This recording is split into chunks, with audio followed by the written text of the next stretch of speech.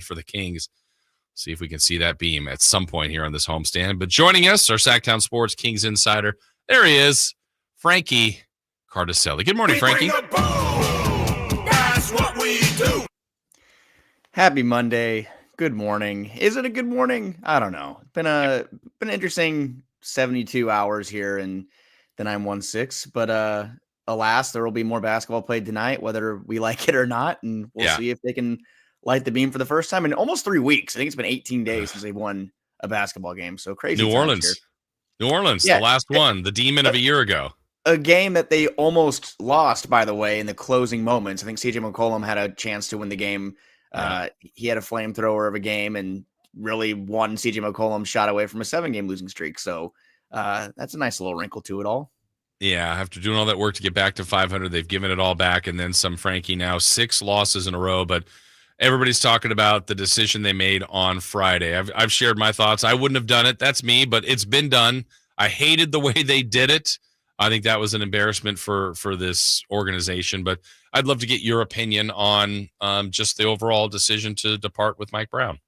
Yeah, it's funny how much all the goodwill and, not just from a local standpoint, but a national standpoint can just kind of disappear when a swift kind of knee-jerk reaction like that takes place. And, Brendan Nunes and I were filling in for our pal Alan Stiles when the news all kind of started going down. And actually I just hopped off. Brendan was about to get done with his show too. It was 1:45, I think. And the news broke. So we weren't able to go to practice. And that's something that we kind of were pretty bummed about. Mike just being, not aside from being a coach, just a great guy that he is, a great person, just really insightful and a great guy to talk to, in front of the mic and behind the mic. And, I think that the news was stunning for sure. And the sad part of it is I think a lot of Kings fans can also relate to the fact that it's not all the way surprising. It's kind of just like I made a joke when, Chris Watkins and Brendan and I recorded over the weekend. I said, it's kind of like we got tossed into a DeLorean and thrown back into 2021. Like this is all very similar.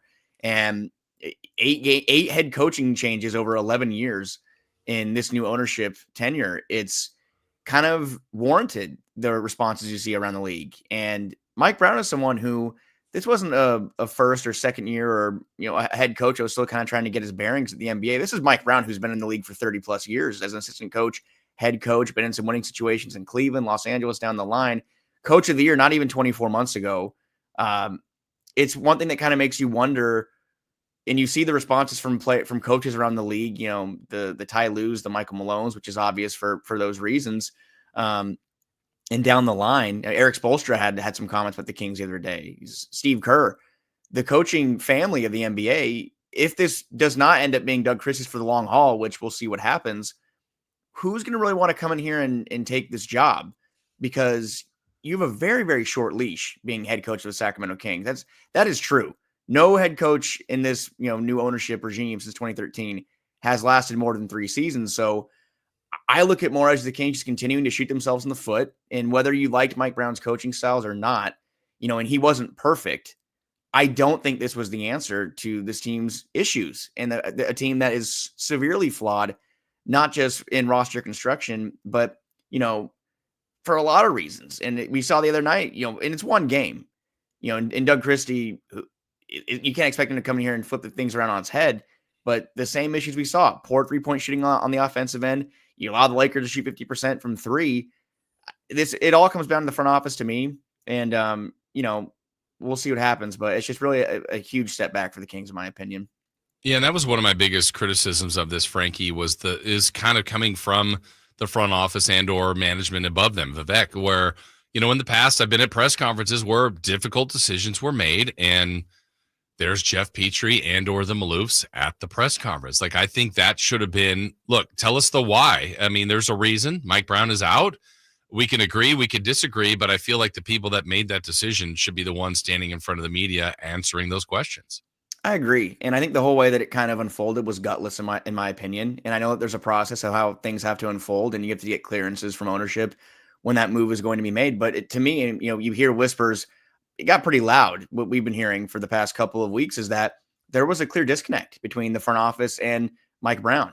And I'm not sure if it's something that would have been put off if that late game meltdown didn't take place against Detroit, which is why I think it's also kind of ridiculous. If De'Aaron Fox doesn't foul in that last play, not that it's all De'Aaron Fox's fault, but if the Kings win that game against Detroit by one possession, a game that they really had control of the whole time, does Mike Brown still get fired?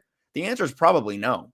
And I feel like that it was a straw that broke the camel's back, but the way that it all unfolded, where Mike's out there holding a press conference and relaying to the media, taking accountability, by the way. Like you said, he's out there every day taking accountability, saying he needs more from himself. It starts with him. And you fire him on the way to the airport. He's in house 15 minutes before that. So I just think it's kind of spineless. It was really just kind of, like a coward move, whatever you want to call it. And like you said, it's all in the front office now, whether or not Mike Brown is gone. And I don't think Doug Christie's going to be looked at, in April if the Kings fall short and say, well, it's all about coaching.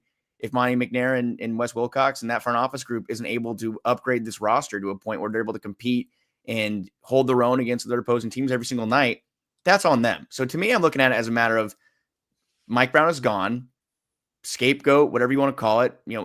Not sure if it's all the way his fault. We're going to see.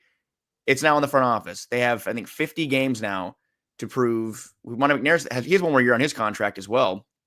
They need to prove it for their work for their jobs now.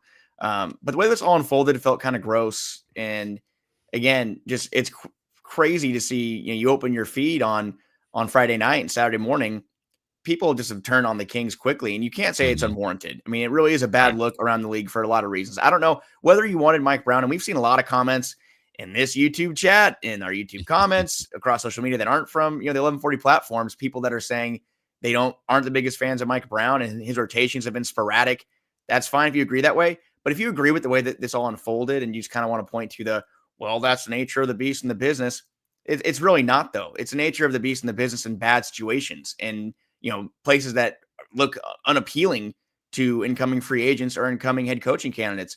That's the reality of it all. So if you want to continue to shoot yourselves in the foot, they're doing a good job of it. And, it's still relatively quote unquote early, which I hate to say. We're almost near the midway point of the year, but if it's time to do it, you want to see what you have the rest of the way. I understand, but you could have gone about it a much better way. Yeah, you'd rather the debate be, well, should you have fired him or not? That's always going to be a debate. But the way you did it, I think there's no question that was not the way it should have been done. But it has been done now, Frankie, and there is time left. And I think when you do it like this, the thought process is you're trying to save a season. We've seen coaches dismiss with 10, 12 games to go, and like, hey, we're just going to see what we got in the final 12 games, play all the young guys, and we're just going to clear out the year. Well, this isn't the case. You've got more than 50 or now 50 to go. And technically they're still in the race, though they got to get cooking here. What do you think going forward? Look, I think every player now that's got to be in the locker room's got to be on trade alert. They now know their coach has been dismissed. The front office probably is on high tension. I don't think the pressure necessarily is a bad thing, but kind of what do you think about the outlook now going forward for front office and players? Yeah, I mean, from a roster standpoint right now, even though they're very thin at the forward spots, they do have a lot of talent, and they should have enough talent to play better than what they're showing. I mean, 13-19 to me is inexcusable. And as not to keep dumping on the front office, they do need to kind of get off their hands and make a move here, obviously, but they have enough talent 1 through 6, 1 through 7 in that rotation to compete much better than they have. So I'm looking at it as a matter of, can they play consistent basketball if they stay healthy, which looks like they are. Devin Carter even will be thrown in the mix pretty soon here. Looked great against in Stockton the other night, playing in his G League tune-up game. He needs a little bit longer. He really was a little gassy the other night, but getting Devin Carter back and throwing him in the rotation should be another interesting wrinkle to everything. But like you said, I mean, nobody's really untouchable at this point, in my opinion. I think when you're in a situation like this, and I do think that when you make a coaching change like this, it shows that ownership and up top believe that it's really not the overall core of his talent. And I've heard from many people that, up top, they really believe in this core. They believe in this core. They want to see it through. The De'Aaron Fox behind the scenes stuff, that to me, that doesn't mean that something's going to happen before the February trade deadline. I think that they're very hard on, going to be very hard to find a deal that's going to make them want to move off of him. They feel like he is someone they want to build around. But I do think, like you said, Jason, it's going to add another interesting element to it all, that Doug Christie is a rookie head coach and someone who's been around the game for a long time. He's a basketball lifer. The fact that he was a player, the fact that he has been around this organization in this capacity for a couple of years now, I think helps for sure. But you have to kind of see some things happen on the fly and some learning on the fly. And like you said too earlier in the show, I think a lot of us want this to work out for Doug, and a lot of people like myself, grew up watching Doug. Got a chance to work with Doug here at the station. Like, there's a lot of reasons why I want Doug Christie to succeed as a head coach of the Sacramento Kings. I also can't help but feel it's a little bit unfair that he's going to be held to. I mean, kind of going back to where Vlade and Peja when they're in those roles. I mean, it's that fascination with the early 2000s teams that a lot of us, hold close to our hearts. These situations that they're being put into or being brought in for by ownership kind of have warped the way that we view them in the long run. I mean, Vlade is looked at, I think, in a completely different light than he was before. And you have to wonder if that's going to be the same for Doug, or will Doug be viewed in a positive light? The Kings rattle off 10 of 12 or something like that. But looking to see how Doug responds to this job and how the roster responds, not great in Los Angeles the other night, but back home, 6-12 at Golden One Center. You have to hope it can't get much worse than that. Another homestand. They continue to have a home heavy schedule for a little bit here. Then they go on the road, I think, for the end of January into early February. But really, those are the things I'm looking for. How does Doug respond to being a head coach in this role? How will the roster respond? Will they play for him? Will they be motivated for him? Or will they continue to fall short and kind of check out? And I don't view it that way. I don't think the roster of players have checked out. A lot of people have kind of, questioned if the locker room is lost. I don't look at it that way. But change can sometimes be good. Was this the right change? I don't know. None of us really know yet. We're going to see. But like you said, there's a lot of basketball to be played, and a lot more storylines to be developed and to conclude. And we're going to see starting tonight at home. Frankie, I want to ask you kind of your opinion on Fox, not necessarily as his game, the way he's played. I think some people have been very critical and maybe fairly so of him on some of his post-game and interview thoughts here lately. Obviously, the first one that jumps out is the mistake of the Pistons game, the 4-point play. And a lot of people wanted more accountability from him there in that moment. And even some of the stuff after Brown was let go. I know everybody's jumping in and breaking down a smirk, and he slept on the plane, and, all of that stuff. Just your opinion on how Fox, I don't know, last week or so, just more so with the media with De'Aaron. Yeah, I mean, De'Aaron's kind of been like that at times. And, I was pretty critical of his comments following that loss against Detroit. And, I think a leader should step up and say, that's on me. I'll wear that one, especially in a play like that where it's pretty individually, that's on you for not being where you're supposed to be. And you're up by 3, you should be pressuring the perimeter. And if they get by you, that's fine. You're up by 3, not by 2. So didn't love that, but emotions running high. And it sounds like the next day, Keegan Murray told the media that Fox did speak to the team and take accountability and say he needs to be better. And that really is the most important thing, that he is, telling those guys in the locker room and his teammates that I need to be better. I messed up. At the same time, I think the way that he's, when you speak to the media, you're also speaking to the fan base. It's not just you're talking to us in the press room. You're speaking to the fan base as a whole. And I think fans really took exception to that. The fans that are, buying tickets, they're there every night to watch these guys play. That was what I think that would kind of ruffle the feathers and set things the wrong way. And he's been like that before. I think a lot of us kind of were talking about, in the media, that it kind of was reminiscent to right before the Halliburton Sabonis trade. Fox really kind of seemed checked. People called it checked out. Just seemed like he wasn't caring much, being short with the media. I think he told us at one point he didn't really care about speaking to us at the time. He said he does it because he has to, and that's fair. It's in your contract as an NBA player. You have to, provide media availability. But I do think that Fox, we mentioned a lot, fans, media, everybody.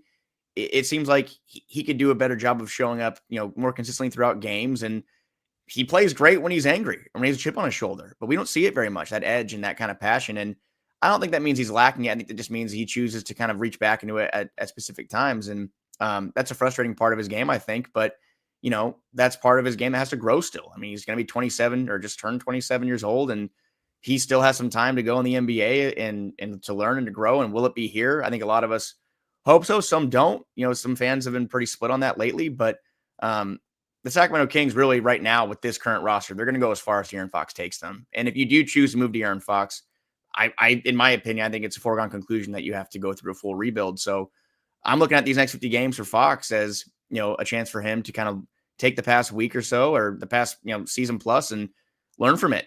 And whether it's in the media or on the floor, or all of it, just kind of continue to grow as a professional because if this, if this group's going to succeed, it starts with him. I mean, it really, really does. Frankie Cartoscelli, our Sactown Sports Kings insider, joining us. Frankie, you mentioned Devin Carter earlier, a tremendous pro debut in Stockton, and as you said, he's not cleared for tonight. Still some conditioning and a few other things to clear, but it's a matter of time before we see him play. I'm not sure where he fits in. I think he's going to get some runs somewhere, and it'll be impactful. They've got so many guards, but what do you think when, in fact, he gets that time, how he'll play, and maybe who will that impact the most as far as other minutes? Yeah, we've heard a long time that they'd reevaluate him in January, but he kind of got that reevaluation a little sooner and rolled him out there at Golden Wand Center in front of decent crowd there to watch him play against the Spurs G League team. And 29 points on I think 6 of 9 from three, I think 11 of 18 from the field, 8 rebounds, 3 steals. Really active, just a guy with a long wingspan. The shot, the form looks funky. A lot of people like to kind of point to that. Kind of similar to Tyrese Halliburton's shot. A lot of people thought, will the jumper, will it translate? I think it will. But it's a super athletic guy who did look winded, looked like he needed a little more time to get his conditioning in check. And it looks like the Kings, they agree with that as well. So I think that it might, make sense. The Kings, the Stockton Kings have one more game, I think, at home on Thursday. And we haven't heard anything if that's going to be an option for him or not. Maybe he plays in that game, or maybe he's just going to continue to get practices with the team. But I think he needs a couple more days to really get that conditioning under him. And where does he fit? Great question, because someone who's able to play great, you'd hope great defense. He's known for his defense in college and his ability to defensive rebound and active in the passing lanes. He's someone who, I think he's 6'3" with a 6'9" wingspan.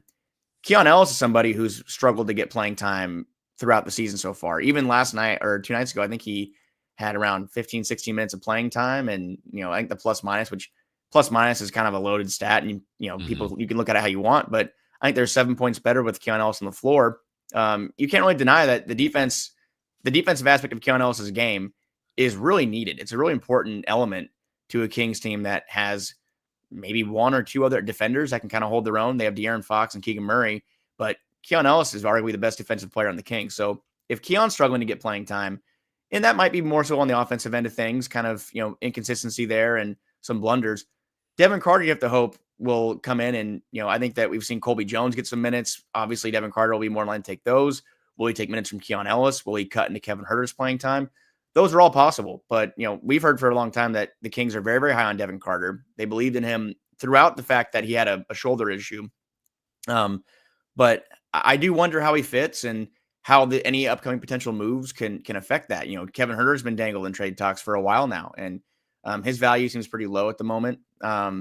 Do they end up having to possibly entertain the idea of moving Keon Ellis as a sweetener to take on someone like Kevin, or have a Trey Lyles included in a deal? I mean, I think Keon right now really is someone who I think it's great to have if he'd be sticking around, because the Kings, they have a lot of big contracts they're dealing with right now, and Keon's on a pretty respectable team-friendly deal. But I think opposing teams wanting to make a trade, they're going to look to him, because the Kings, their draft capital right now is pretty lacking, especially on the second round pick element of things. You see a deal like for Dorian Finney-Smith and the Lakers the other night, I think a couple second round picks and some salary filler. Obviously, D'Angelo Russell, expiring contract, but someone who could help a team if he's bought out, or if then it's flip him. Probably more than the Kings have to offer, but the Kings don't even really have that many second round picks to offer right now after dumping a couple in that Sasha Vezenkov salary dump. And I think they gave a couple away, in the draft a couple of years ago. We've obviously seen them give away a couple impact players that have helped other teams in those second round picks. But I'm intrigued to see where Devin Carter fits into it all. I think that he's someone that, in my mind,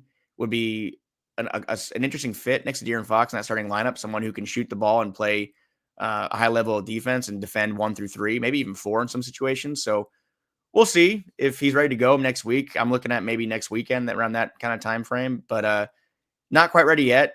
Not conditioned to the point where he needs to be for an NBA game, but definitely someone who could be a help for the Kings in the final 50 games.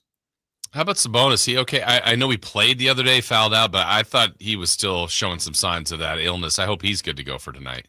Yeah, I mean, it seems like not just from an NBA standpoint, but from a life standpoint. A lot of something going around right now. A lot of bugs going around that time of year.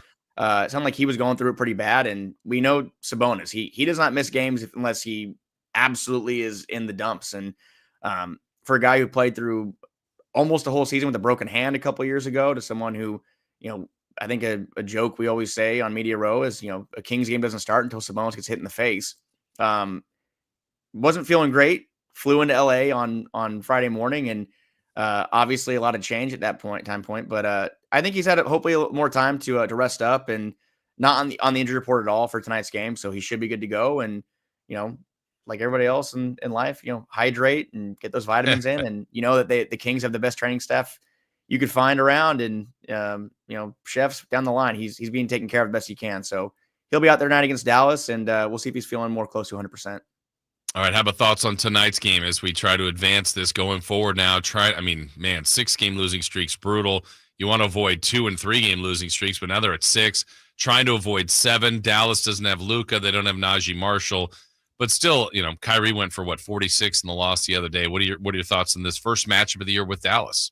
Yeah, we know that just because a team's missing their best player or multiple players, that it usually spells the opposite for the Kings. It usually is a bad thing when guys are missing. So, you're going to want to pay attention to Kyrie. You're going to want to make sure that you're aggressive on the glass tonight against Dallas, a team that has a lot of length, a team that has acquired targets that the Kings were, maybe should have kind of knocked on the door of. I know last year getting PJ Washington, a player the Kings have been linked to in the past.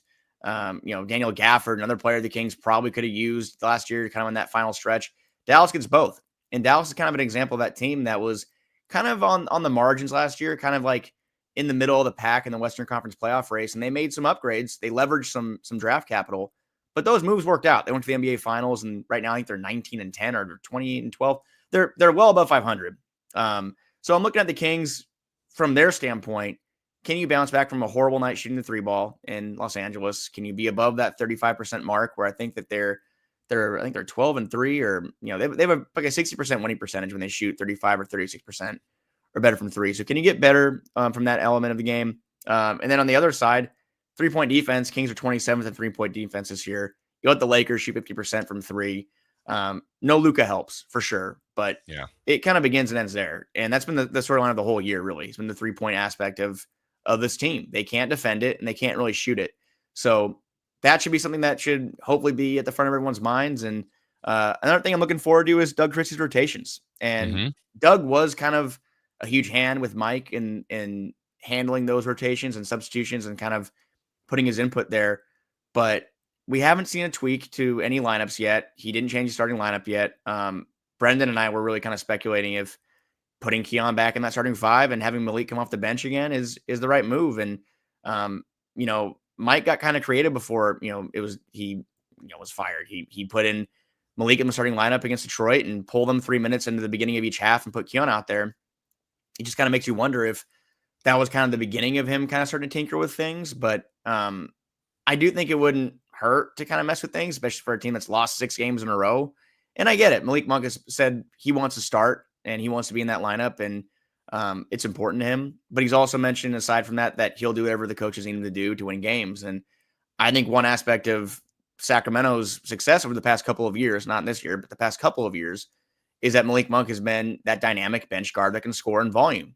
And the Kings right now are 27th in bench scoring. They have lacked bench scoring with Malik Monk in the starting lineup. And Malik's been solid in a starting role. But I feel like the balance is what's important. So if the front office isn't going to make a move to address that and bring in another scorer or another wing off the bench, I think you might have to go back and kind of, go with what's worked. But I wouldn't expect them to do that right now and rip that Band-Aid off. But say they lose tonight or continue to slide, I don't know how you don't make a lineup change at some point to kind of shake things up. But there's a lot to watch. Really, just a lot. Like everything that you're saying tonight, just kind of, it's game by game. Doug's second game as a head coach, and also interested to see what he says from a media availability standpoint. His head coach Doug Christie tonight. We'll see what he has to say, and if the Kings can somehow stop this bleeding, because it's still quote unquote early. We're not to the midway point of the season yet, but a lot of other teams around the West right now are kind of, like you said, that 1 through 3, 1 through 4 is kind of set right now, but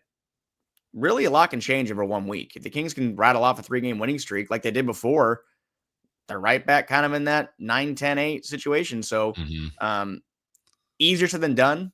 Almost 3 weeks since we've seen a win, and the Beam has been collecting some dust there. But, a lot of basketball to be played. Well, a lot of stuff for you to cover. We can all check it out on Sactown Sports. Frankie, always appreciate checking in with you. We'll see you at the game tonight. All right. See you there, Jason. Thanks for a lot. All right. Thank you. That is Frankie Cartoscelli. We bring the boom. That's what we do. And he does bring the boom each and every time he joins us. You can always check out all his work on Sactown Sports. Break time for us. We'll come back. 4 Down Territory is next. The Sacramento Kings play here. He's got the triple. Sacramento takes the lead. Get your Kings fix all season long right here on your home of the Sacramento Kings, Sactown Sports and SactownSports.com.